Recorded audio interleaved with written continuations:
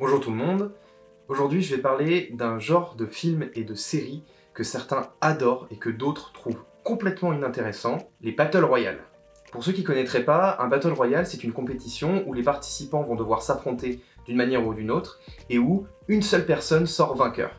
Et la plupart du temps, les perdants meurent. There can be only one. Maintenant qu'on a posé les bases, on va pouvoir passer à la vidéo.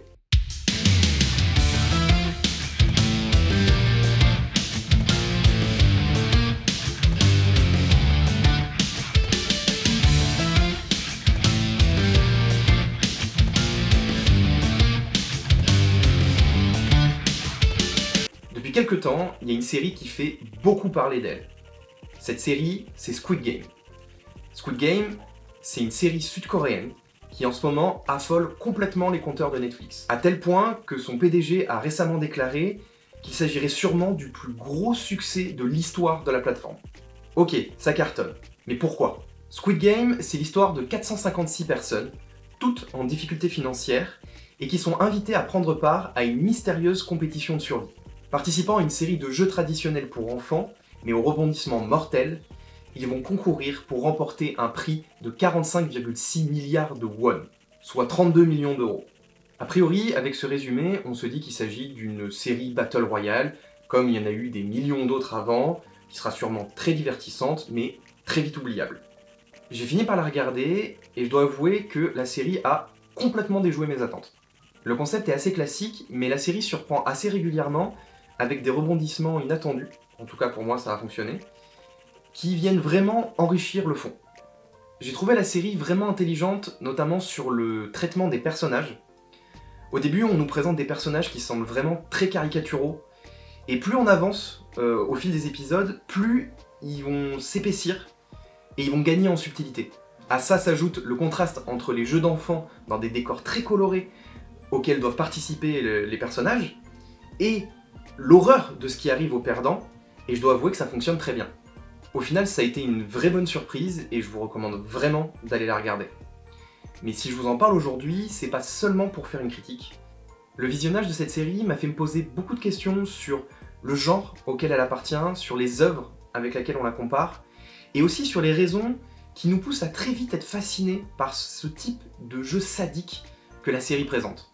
Et donc, c'est tous ces questionnements-là dont j'avais envie de vous parler dans cette vidéo. Avant de commencer à regarder Squid Game, j'ai remarqué qu'elle avait été très régulièrement comparée à une autre série japonaise, celle-là, Alice in Borderland, que j'ai d'ailleurs vue et bien aimée. Petit aparté, Alice in Borderland, c'est une bonne série que vous pouvez aller voir, mais je vous recommande 1000 fois d'aller lire le manga dont elle est issue, qui est un chef-d'œuvre à mon sens, et qui est vraiment un de mes mangas préférés, donc foncez voir ça. Même si Alice in Borderland n'est pas à proprement parler un Battle Royale, je comprends assez bien pourquoi le rapprochement a été fait. Dans les deux séries, on suit des personnages qui sont souvent des losers, et qui, pour une raison ou pour une autre, se retrouvent à devoir participer à des jeux sadiques, physiques ou psychologiques, extrêmement violents, dans lesquels ils devront mettre leur vie en jeu. Alors, la plus grosse différence qu'il peut y avoir entre les deux séries, c'est que dans Alice in Borderlands, ils se retrouvent projetés dans un monde alternatif où les maîtres du jeu semblent avoir des pouvoirs presque surnaturels, alors que Squid Game se passe à notre époque, dans notre société. Alice in Borderland va plus se concentrer sur des personnages qui trouvent pas leur place dans notre monde, qui n'ont pas envie de grandir, c'est vraiment le syndrome de Peter Pan, et qui vont être, malgré eux, obligés de changer et de grandir. La série se concentre plus sur l'introspection des personnages, de leurs sentiments, face à des épreuves qui semblent insurmontables, là où Squid Game va plus se concentrer sur une critique sociétale, notamment avec des thématiques comme l'appât du gain, ou la déconnexion des plus riches avec la réalité. Bon, là j'oppose les deux séries sur le développement des personnages et sur leur critique sociétale. En réalité, les deux le font, mais chacune à leur façon et à des échelles différentes. Ok, on vient de voir pourquoi ces deux séries étaient de très bonnes histoires, mais on n'a pas encore trop creusé ce qui fascine réellement dans ce type d'histoire, et plus particulièrement dans les Battle Royale. À mon sens, il y a plusieurs choses qui entrent en compte. Déjà, il y a la cruauté des jeux. Un peu comme quand on regarde la saga Saw, beaucoup de gens ont cette sorte de plaisir sadique à découvrir à quel point les personnages sont dans une situation inextricable face à des dilemmes complètement impossibles et obligés de prendre des décisions parfois déchirantes parfois littéralement. Un autre facteur, je pense, est la facilité avec laquelle on s'identifie aux personnages. Ils vivent des choses impossibles, et on se demande comment on aurait agi à leur place. On s'imagine souvent meilleur qu'eux, et du coup on rit de leurs erreurs. A l'inverse, parfois, les situations auxquelles font face les personnages nous confrontent à notre propre vulnérabilité. Aussi démunis qu'eux, on se dit que on tiendrait pas longtemps à leur place. Et du coup, ça augmente considérablement notre empathie pour eux. Enfin, le dernier élément, et c'est peut-être celui où c'est vraiment l'étudiant en cinéma qui parle, c'est les réflexions philosophiques que ça va provoquer chez le spectateur. On se pose soudainement des questions sur la nature humaine. Dos au mur, qu'est-ce qu'un être humain serait capable de faire? Qu'est-ce que je serais capable de faire? Qu'est-ce qui fait de nous des humains? Voilà, ce genre de questionnement. Bon, on se pose beaucoup de questions, mais est-ce qu'on n'aurait pas d'autres exemples qui nous permettraient de trouver des réponses? Alors, évidemment, je pouvais pas faire une vidéo sur les Battle Royale sans vous évoquer le plus gros succès commercial du genre, Hunger Games, et le film qui a donné son nom au genre, Battle Royale. Hunger Games est adapté du roman de Suzanne Collins, qui raconte l'histoire de Katniss Everdeen, jouée par Jennifer Lawrence, une jeune fille vivant dans le plus pauvre des districts de Panem. Comme chaque année se tiennent les Hunger Games, un Battle Royale où un garçon et une fille de chaque district se battent à mort. Le gagnant et unique survivant repart avec gloire et richesse pour son district. Les candidats sont tirés au sort, et cette année, c'est Katniss qui rentre dans l'arène pour représenter le district 12. Déjà, cette histoire confirme une première chose.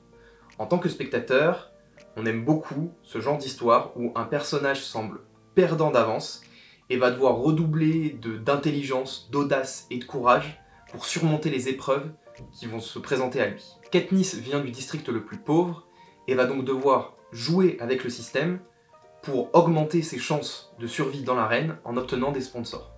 Et là, on touche un élément central de Hunger Games qui est beaucoup moins exploité dans les précédents exemples, qui est la présence de spectateurs. Ici, le Battle Royale a un rôle très précis, c'est un élément de propagande pour empêcher les districts de se révolter. En poussant le raisonnement, on peut même y voir une espèce de mise en abîme, où on est dégoûté par ces spectateurs qui se réjouissent de la mort d'enfants et d'adolescents, qui vont même jusqu'à parier sur leurs chances de survie.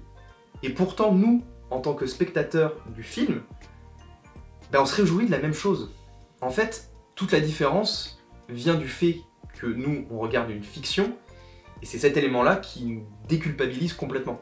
Et du coup, je trouve ça super intéressant de prendre conscience de ça, de ce rapport presque paradoxal qu'un spectateur entretient avec une œuvre. Bon, voilà, c'était l'instant prise de tête, mais ça fait cogiter. Pour finir, il faut que je vous touche 2 mots de Battle Royale, le film. Le résumé est assez simple. Dans un futur proche, la société part complètement en live, les adultes ont peur des adolescents et décident de manière complètement arbitraire de se faire affronter les membres d'une classe de lycée dans un Battle Royale sur une île.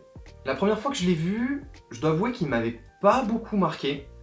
Je trouvais qu'il était complètement absurde et assez violent gratuitement. Et finalement, en le revoyant, mon avis a pas mal changé, parce que je me suis rendu compte qu'en fait, il y avait un message de fond très intéressant. Entre 2 tueries, on assiste à des flashbacks ou à des discussions entre personnages qui nous font comprendre à quel point les adultes ont du mal à survivre dans cette société cruelle, de la nostalgie qu'ils ont de leur enfance et de l'insouciance qu'ils avaient à l'époque. Et du coup, plutôt que de chercher à rendre le monde meilleur pour les futures générations, ils vont décider d'entraîner leurs enfants dans leur chute. En fait, je pense que ce film, c'est juste une grande métaphore de la société japonaise de l'époque, je pense qu'on peut étendre ça au monde entier, de la cruauté et de la violence qu'il peut y avoir dans ces sociétés, et du coup, de la violence auxquelles sont confrontés les enfants au quotidien.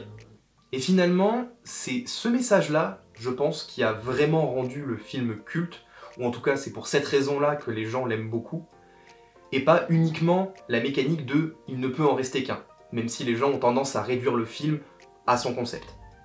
Ok, on a parlé de 2 séries et de 2 films, c'est un peu l'heure du bilan. Finalement, est-ce qu'on a vraiment répondu aux questions qu'on se posait? Eh ben, pas vraiment.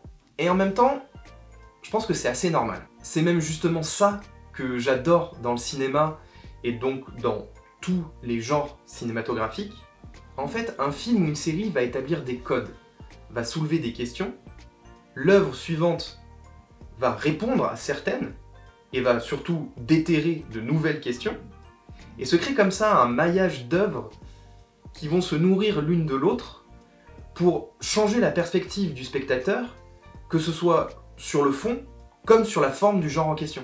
Et c'est pour ça qu'on continue à regarder des films ou des séries, parce que on cherche de nouvelles réponses qui apporteront de nouvelles questions, et que, on adore ça. Alors, il resterait encore énormément de choses sur lesquelles discuter, sur les films et les séries que j'ai évoquées, sur les codes du Battle Royale qui ont complètement envahi le monde du jeu vidéo. Mais bon, comme j'ai joué ni à Fortnite, ni à PUBG, le seul Battle Royale auquel j'ai joué, c'est Free Guys. Et bon, en termes d'ultra-violence sadique, bon, on en est loin. Je préfère vous recommander la vidéo de la chaîne de Paul, je vous mets en fiche, qui est vraiment excellente et qui aborde ce sujet précis. Voilà, c'est tout pour moi, j'espère que la vidéo vous a plu. Cette fois-ci, je l'ai scriptée, donc mon intonation par rapport à la dernière vidéo a dû un peu changer. J'espère que ça n'a pas trop fait bizarre, donc n'hésitez pas à me dire en commentaire quel style vous préférez. Voilà, j'essaierai peut-être de m'adapter. N'hésitez pas à me suivre sur les réseaux sociaux, à partager, liker, commenter la vidéo aussi, à vous abonner, et puis je vous dis à la prochaine.